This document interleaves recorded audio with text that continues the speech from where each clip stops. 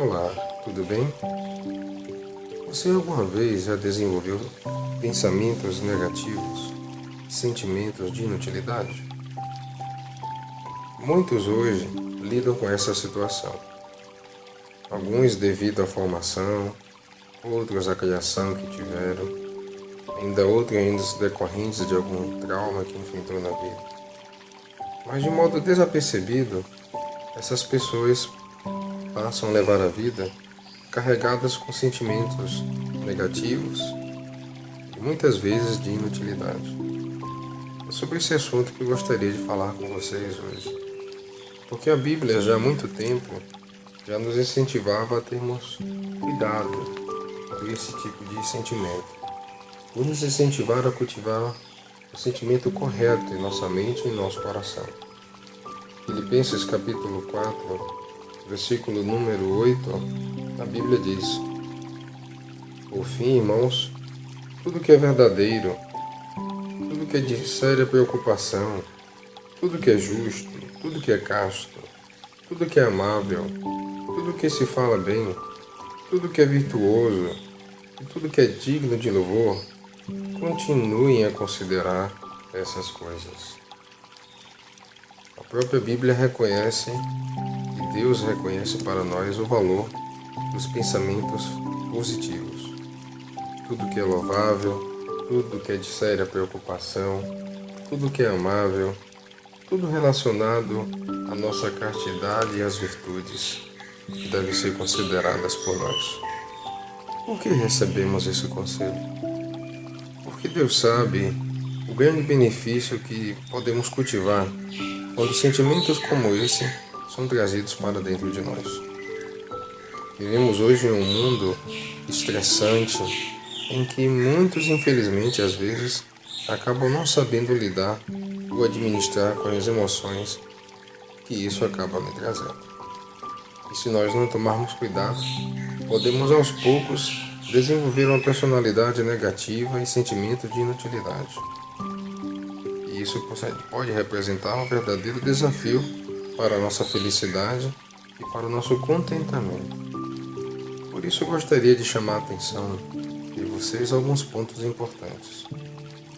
Será que você tem permitido que sua mente esteja no piloto automático?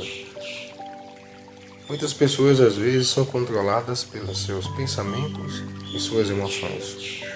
E de modo desapercebido, começam a agir e a pensar de acordo com esses pensamentos, que muitos chamam de pensamentos disfuncionais, que não condizem muitas vezes com a realidade que nós vivemos.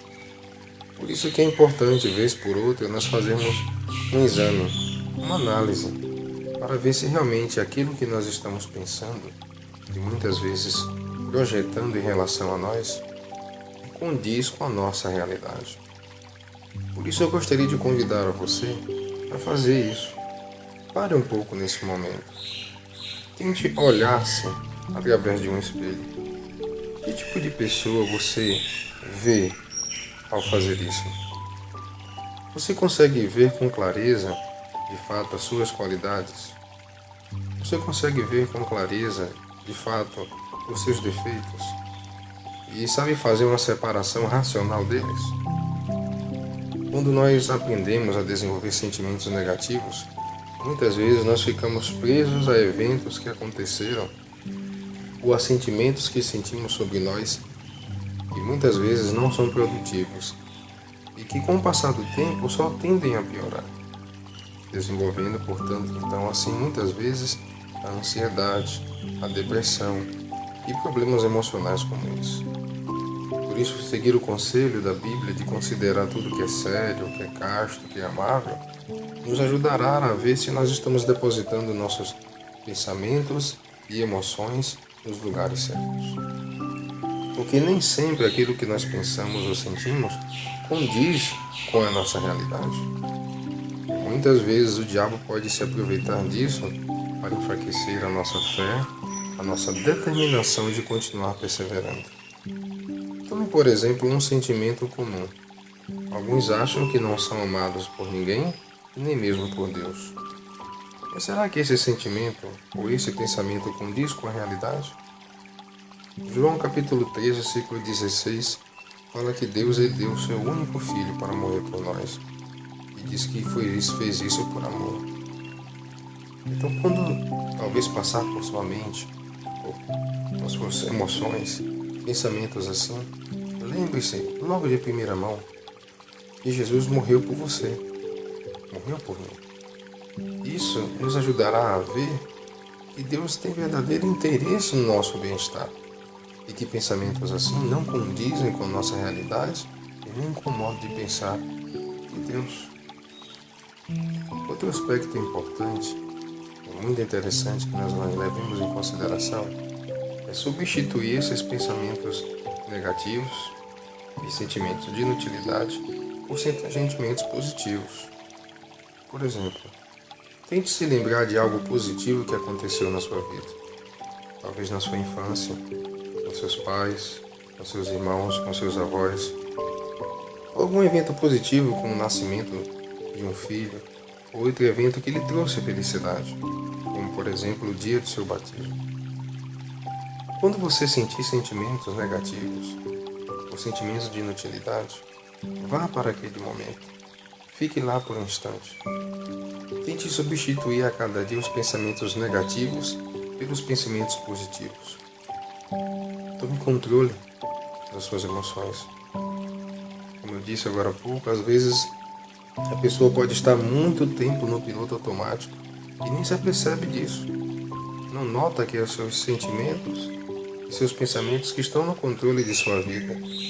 E isso muitas vezes acaba por limitar a sua determinação de continuar perseverando, de fazer o que é certo, de fazer o que é bom, para si e para outros. Uma sugestão muito prática é você tentar fazer uma técnica chamada técnica do stop. Quando pensamentos negativos ruins chegarem, os sentimentos de inutilidade tentarem lhe abater, use a técnica do stop. Diga para você mesmo em voz baixa ou em voz alta: pare. Pare. Essa ação enviará uma mensagem ao seu cérebro de que ele precisa interromper aquele pensamento, aquele sentimento, porque ele não condiz com a verdade realmente existente na sua vida. Aos poucos você notará que a cada vez que você pensar de forma negativa, ou tiver sentimentos de inutilidade, você primeiro irá substituir por sentimentos positivos que aconteceram em sua vida e em segundo irá interromper isso. Com o passar do tempo isso ficará tão natural que você conseguirá dominar pensamentos negativos e sentimentos de inutilidade.